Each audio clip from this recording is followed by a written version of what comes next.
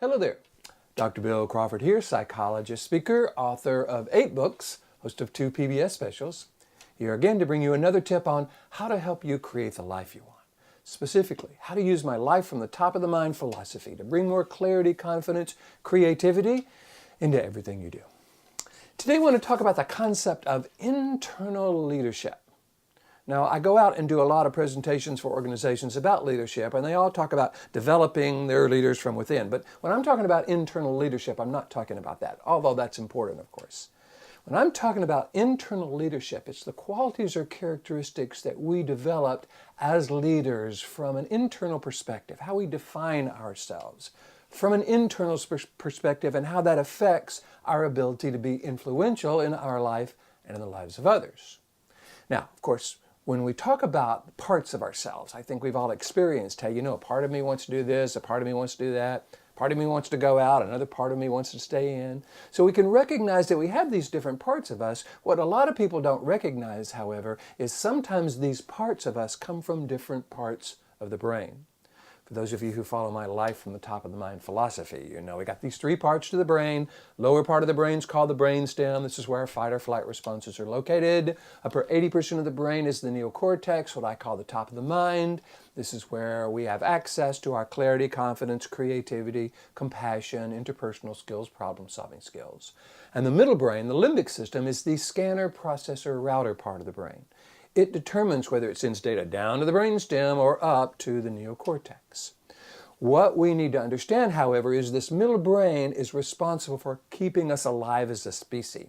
So it has a tendency to scan the environment looking for anything negative and has a tendency to interpret almost anything negative as dangerous and throw us into that lower 20% of the brain. That's why we get stressed or frustrated or angry or annoyed or depressed or worried when we find ourselves dealing with a difficult person or a difficult situation. It's not because that person or situation is making us feel that way. It's this middle brain interpreting it in a way that throws it into the part of the brain that's designed to deal with fight or flight. However, when we are coming from that part of who we are, frankly, we're not coming from the most purposeful, effective part of who we are. We're coming from the most reactive part of who we are. I'm sure we've all experienced being angry or stressed or frustrated or annoyed or depressed or worried and kind of feeding that or going with that and recognizing that the results really weren't what we were looking for. Often didn't help us produce the results we wanted. So what I do is I go around the country teaching people how to shift from this reactive brain to this more purposeful brain, from the lower brain to the top of the mind, and access the qualities and characteristics that represent the best of who we are, our internal leadership skills. Now, it's not that we don't know what these are. When I ask my participants in my seminars, hey, what are the qualities and characteristics you want to bring to dealing with difficult people, difficult situations? They come up with great responses like calm and confident and curious and good listener and empathetic and influential and rational. All wonderful things. So we know who we are, but we don't know, most of us don't know, that this comes from a very specific part of the brain. So for me, what I like to do is help people access the kind of internal leadership qualities and characteristics that truly make you more influential in your life and the lives of others.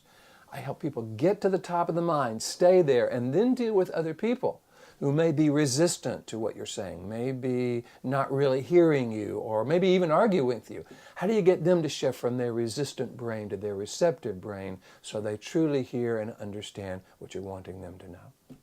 A lot of my leaders, when I'm talking to them in seminars, talk about accountability. They're really concerned that people don't take accountability anymore.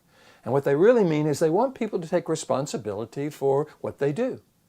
Well, if that's the case, I think as we as leaders have got to take accountability for the qualities and characteristics we are bringing to life. We've got to make sure we are choosing these qualities and characteristics on purpose in a way that represents the best of who we are, in a way that represents what we believe is the most effective, something we would teach, recommend to someone we love. When we're willing to take accountability for our own interpersonal and internal leadership skills, I think what happens is we can begin to be a more effective leader in our family, in our organization, and in our community. Hope you're finding these videos valuable. I'm really enjoying bringing them to you. If you like it, please hit the like button. You know how LinkedIn and Pinterest and YouTube and Facebook all love it when you like it. Feel free to follow me on all the social medias. I try to post one of these videos every week. And if you would like to receive one of my favorite quotes along with a video each week, I send this out. It's free. All you got to do is go to my website, billcrawfordphd.com, hit the subscribe button, and put your name and email address, and each week I will send you one of these, or frankly, just email me and say, hey, Bill, I want to be on the list, and I'll send you one of these. Got about 6,000 folks on that list as it stands. Hope you're enjoying it. I'm having a great time bringing them to you. So in the meantime, between now and next time, here's to you, bringing more clarity, confidence, creativity to your internal leadership skills. And I look forward to seeing you in the next video.